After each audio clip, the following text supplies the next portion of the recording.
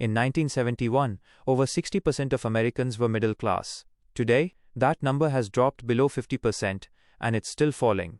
But here's the part nobody talks about. The people leaving the middle class aren't all falling into poverty.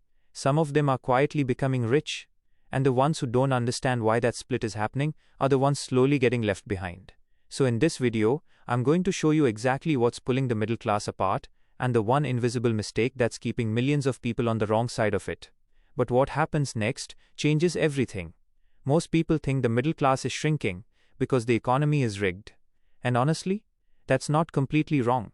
But here's the uncomfortable truth. The system is rigged in a very specific way, and most middle class people don't even realize they're playing directly into it. Here's what I mean. For decades, the middle class promise went like this. Go to school. Get a good job.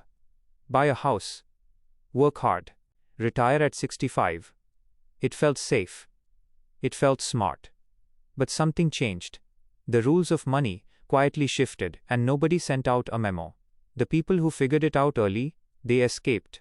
The people who kept following the old rules, they're still following them today, working harder, earning more, and somehow feeling more financially stressed than ever. So what actually changed? Meet Jake. Jake is 34. Lives in Columbus, Ohio. Makes $72,000 a year. By every definition, Jake is middle class. He has a job, a car, a mortgage, and a Netflix account. But here's what Jake's monthly money actually looks like. $1,400 mortgage payment. $520 two car payments. $310 student loan. $220 insurance.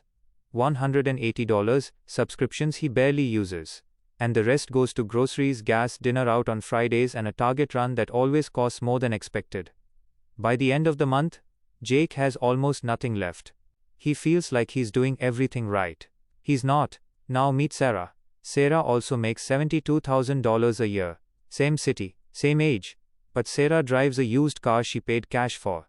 Her apartment is smaller than she could technically afford. She doesn't own the newest phone. She doesn't take on debt for things that go down in value. And every single month, Sarah moves money into investments before she pays a single bill. 10 years later, Jake is still working for his paycheck. Sarah's money is starting to work for her. Same income. Completely different outcomes. So what's the real difference between them? Here's where it gets interesting. Jake isn't lazy. Jake isn't stupid. Jake's brain is doing exactly what human brains were built to do.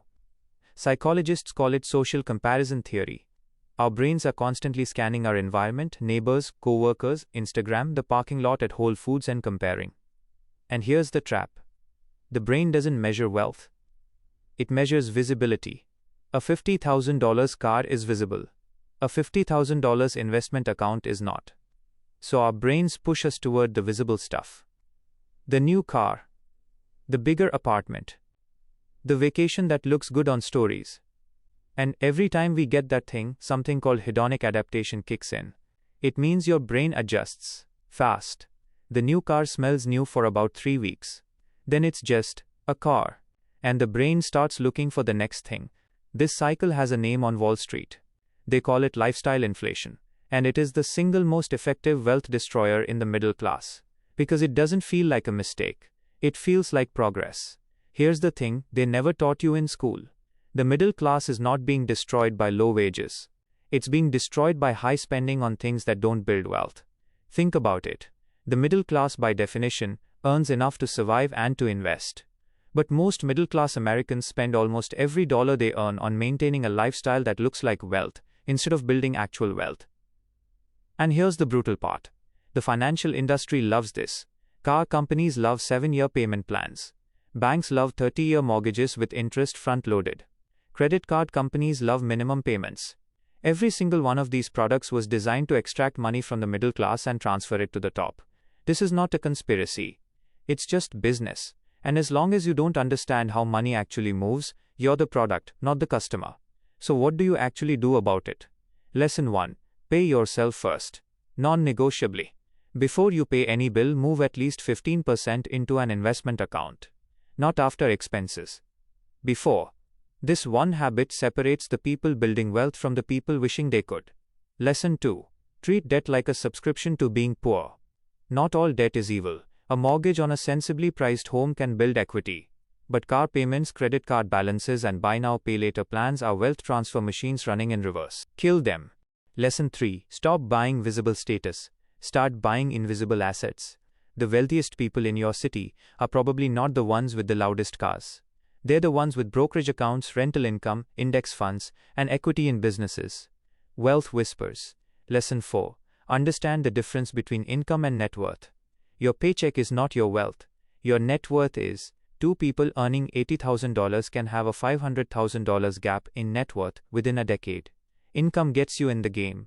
Net worth wins the game. Lesson 5. Choose boring over impressive. The most powerful financial moves are embarrassingly unexciting. Low-cost index funds. Consistent contributions. Living below your means. Time in the market. None of it goes viral. All of it works. The middle class is shrinking. But not because the economy collapsed. Because millions of people are spending their 40 most productive earning years maintaining a performance of wealth instead of quietly building the real thing. The people you see looking rich, most of them are renting their lifestyle, one monthly payment at a time. The people actually becoming rich? They're invisible. They're boring. And they started 5 years before they felt ready. The middle class doesn't disappear overnight. It happens one car payment, one lifestyle upgrade, one I deserve this, at a time. The question isn't whether you earn enough. The question is, what are you doing with it when nobody's watching?